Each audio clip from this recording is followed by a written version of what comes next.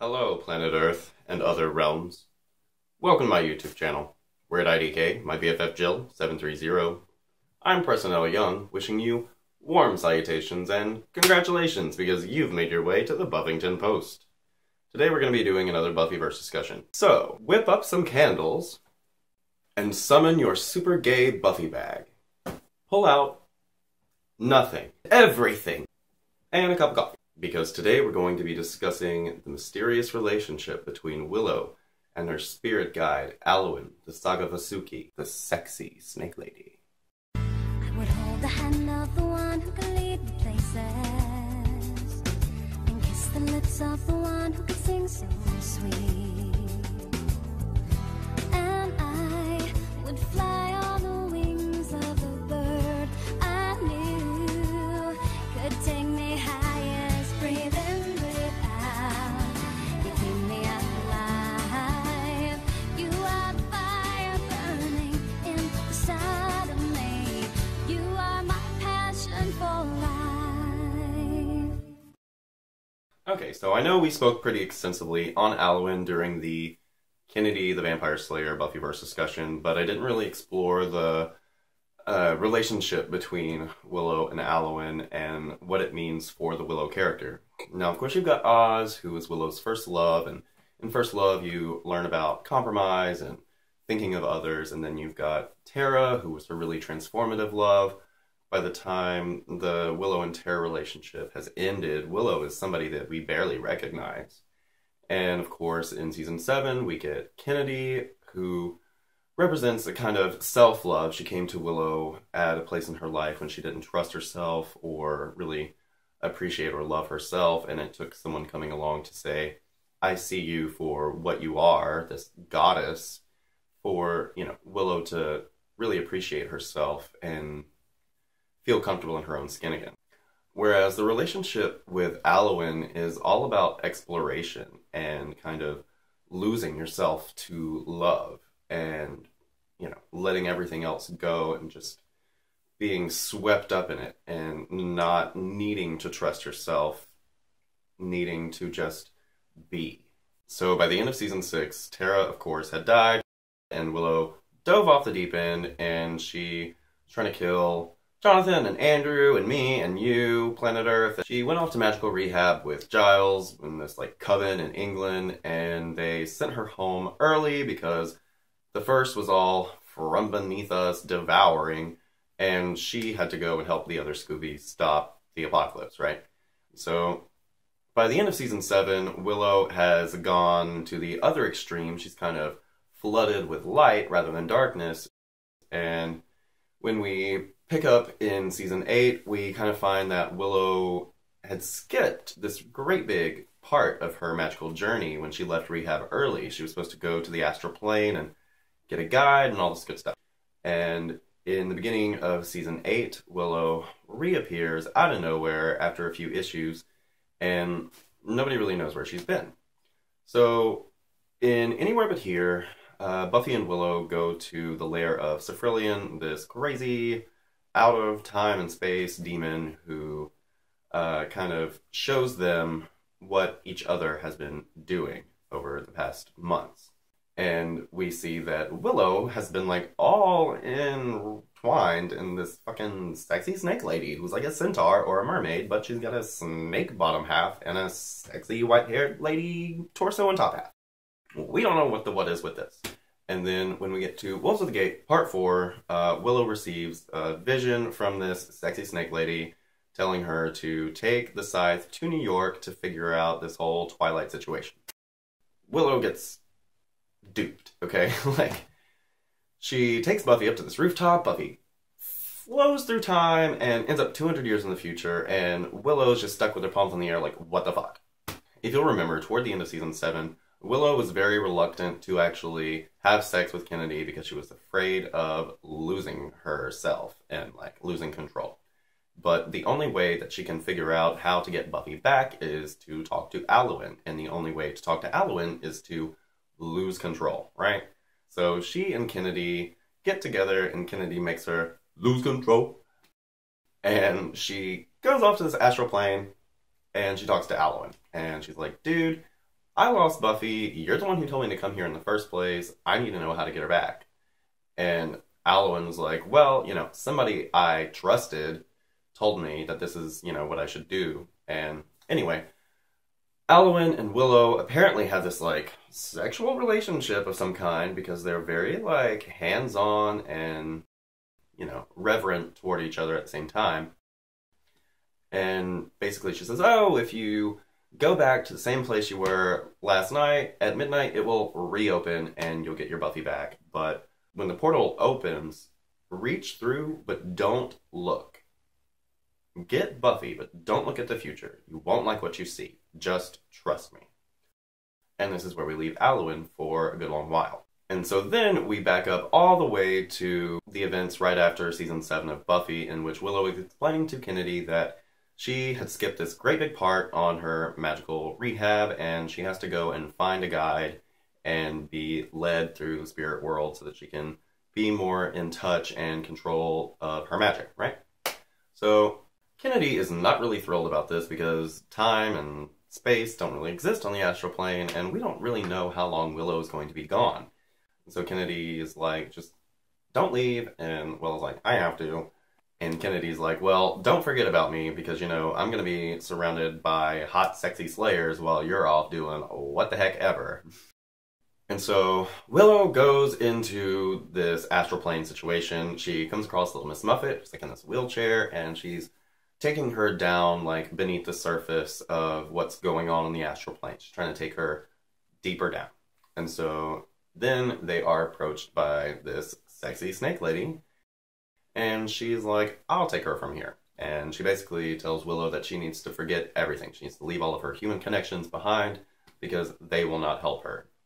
And she says that if she wants to tend the wound, then she will need to just let everything go. And we don't really know what this wound is yet, but it is the destruction of magic. Alawin is leading Willow further down into darkness, and she tells her that the darkness will illuminate. She's leading her around through the astral plane, and they come across this, like, Black Knight character who's like, oh no, you can't be leading her around. She's bad news. You know what she's going to become, what she's going to be, what she's going to do. And Willow's like, I don't. Would somebody please tell me? And so he, like, starts to fight them, and Willow, like, overpowers him, whatever. And then she realizes that this is all just bullshit. This is still the surface. She hasn't actually gone any deeper. And as soon as she realizes that Alawin's just been spinning her this whole time, she falls through the surface, and she actually gets to where she's trying to be. And she comes to the women. And the women are kind of like, almost like totems, if you will, of all the different aspects of nature and reality and femininity. And there's, like, this, like, wolf lady, there's a water lady, there's an air lady, there's a fire lady, there's a tree lady, there's a math lady, there's a mystery lady. It's just all these different totems of what it means to be a woman, right? And they're like, hey girl, you need to choose a guide. And they're like, here, it's Tara. And so Willow's like, no, I don't want to play with Tara because she's dead, and I don't want to be still clinging on to things in the past like I was all during season 7, right? And so the women, they're all like, well, you still need to choose a guide, girl. Even if you don't want Tara, you gotta have somebody. Whatever.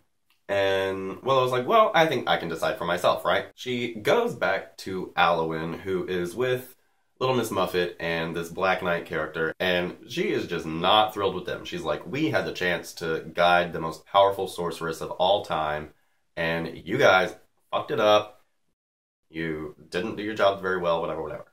And so here comes Willow out of nowhere, and she basically tells Alawin that she wants her. She's like, you are a trickster. You are constantly trying to spin people, trying to keep people on their toes, all this good stuff. And Willow says, for truth, I will choose the trickster, because she wants someone who won't tell her the truth, who will make Willow figure out the truth for herself so that she'll know with absolute certainty the limits that she has with herself and with her power. And after this, Willow and Alawin kind of embark on this magical journey, and they fall in love. And Willow comes back to our plane of existence, and she's still with Kennedy, but in the back of her mind, there's Alawin, and Alawin is constantly there with her in a way that Kennedy could never be. And the interesting thing about it is when Alawin is telling Willow that she needs to let go of everything on the surface, she needs to let go of all of her connections, it is supposed to help her to, get more in touch with herself. And that is really the opposite of what Buffy has to do. Buffy's connections are what keep her in touch with herself.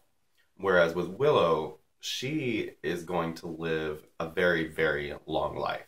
And in order to do that, she is going to need to kind of break away and break through to the other side. So stuff goes down in season 8.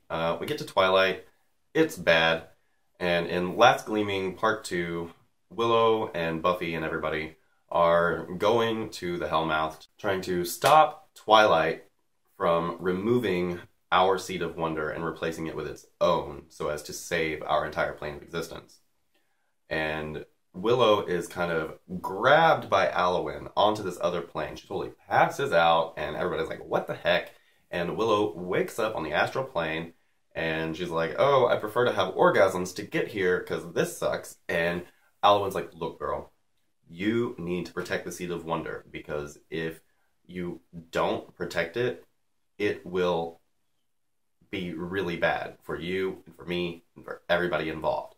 Alawin basically explains that if the Seed of Wonder is removed or destroyed, it will be chaos for us and for her. And that if Willow doesn't do something to protect the seed, then she and Willow will never see one another again. So Willow goes back and she tries, of course, to protect the seed, and she actually taps into its power, and she's using it to basically take out all the Twilight demons. And while she's up on the surface doing this, Buffy's down at Twilight. Stuff happens. Twilight takes over Angel. He kills Giles. Buffy says, fuck this. No more magic. She hauls off with her scythe, and she breaks the Seed of Wonder and her scythe in doing so. So it's after this that Willow explains to Buffy that she broke up with Kennedy not because Kennedy was all superpowered and Willow is not, but rather because she is in love with Alawin, and she is completely heartbroken, and she can't just satisfy herself with this fake relationship with Kennedy the way that she has been. And so all through season 9, Willow is trying to figure out how to live without magic, and basically she takes matters into her own hands. She takes the pieces of Buffy's scythe, and she goes to try and fix magic. Okay, so toward the end of Season 3 of Angel, Connor, of course, comes back from Kortoth through this rift. And it's explained to us that this is not a portal to Kortoth. There are no portals to Kortoth. Nobody wants to be there. It's actually a tear in reality from where Connor broke through. So this lady comes along and she magics this tear back together. So without magic, there's no way for us to get to another world. But since there's this tear in reality here and magic is breaking down, Willow uses some of Connor's blood to open up this tear and take her into Kortoth. And from here, Willow leaves Kortoth and goes to the world without Shrimp. And now she goes on this whole Wonderland journey, and she meets this character named Marak. So she and Marak are wandering through the desert wilderness, and who should come upon them but Alawin. So Alawin had found Willow, and she was like, oh my gosh, it's this great big reunion. They're really happy to see one another. It's been almost a year since they have seen one another. Alawin is accompanied by Poison Ivy and the Centaur Lady, and they take her off to the wellspring. Now, Willow had been looking for a deeper well, much like the one in our reality, where there was a lot of magic all in one place. And so at the wellspring, she finds this. And Alawin had actually found this place, and she had invited supreme sorceresses from all different realities and of all different species to come and be in this place for strong women, where they could just be in peace and not have to worry about war or any of that, and just be in touch with nature and all the different realities and magic. And so Willow is introduced to Volcana, this like supreme sorceress, and Volcana helps her to repair her scythe. So once the scythe is repaired, Willow uses it to try and tear a portal between that reality and our own. And when she does, she actually sees into our world, and she sees Buffy, and she sees Xander, and she sees Dawn. But this is where we realize that Dawn is starting to fade away, because when we see her through Willow's magic, whatever, Dawn doesn't have a face. We find out that Willow can't go back to our world because the magic in the world that she's in has no magic in our world to connect her. And so she can't get home. And so she's really distraught about this, and Alawin's like, oh, it's okay. Maybe you'll find a way. She spends a couple of days just chilling with the super coven that Alawin has convened here. Learns more about magic and about herself, whatever. Is having a great time with Alawin. They are doing it, and playing magic together.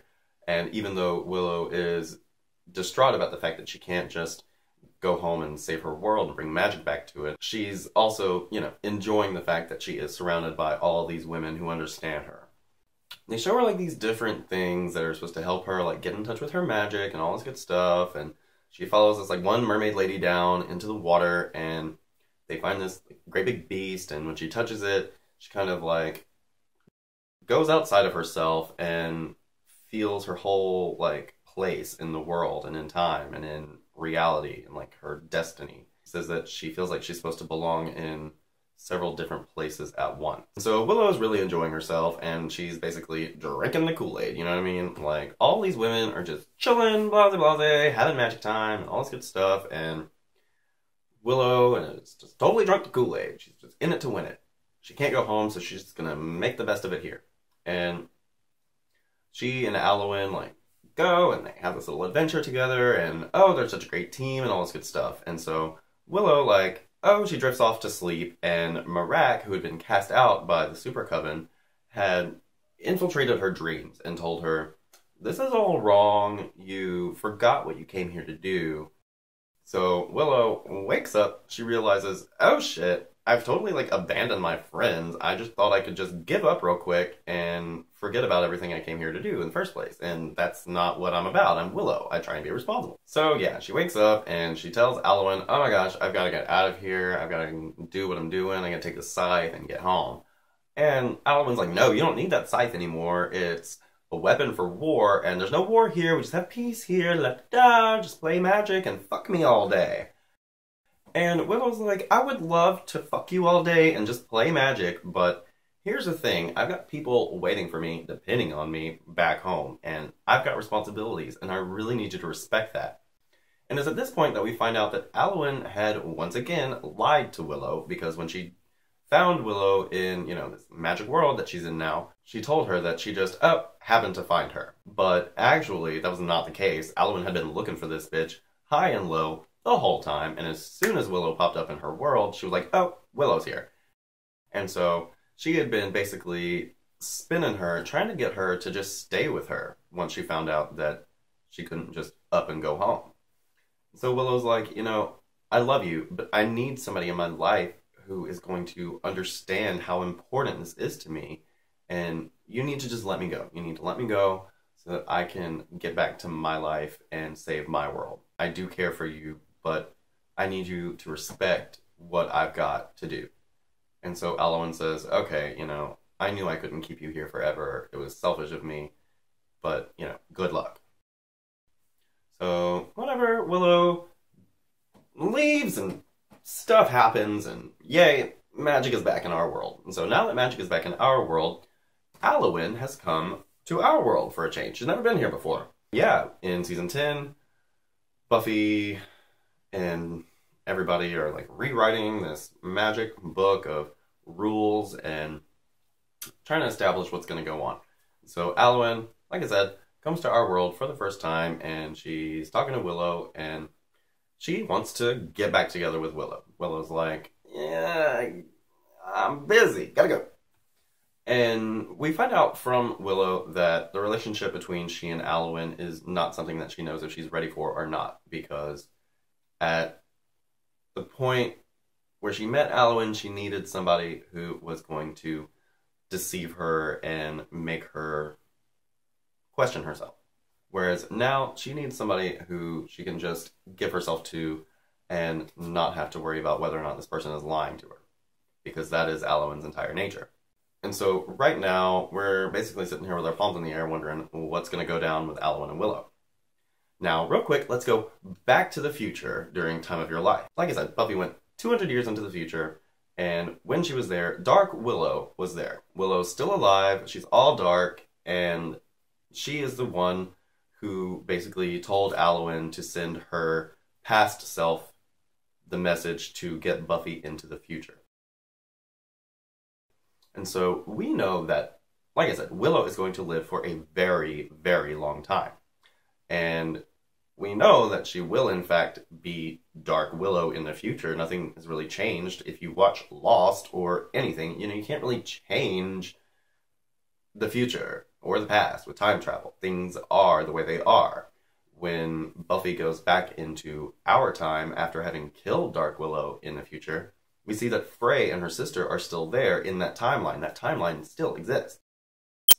And so Willow is going to commit suicide. She's going to bring Buffy into the future so that she can kill her. Now, what this has to do with Alawin and Willow, I'm really not sure. But it seems when Alawin says, oh, well, I was told by someone I trusted, that she no longer trusts Willow, or at least doesn't trust the version of Willow from the future, because Alawin's like outside of time and or immortal. I'm not really sure.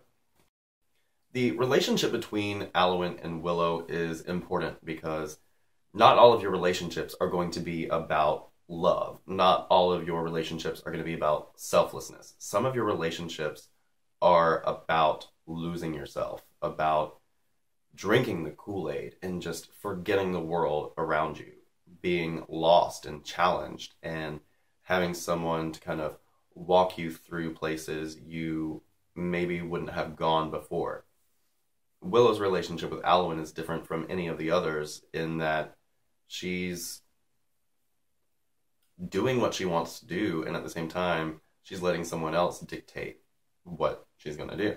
And that was Willow in season 6. Like, she was like, oh, Tara, you're just going to think what I want you to think and just going to do what I want you to do, or this is going to be over. And Tara didn't like that, but Willow really needs that at that point in her life.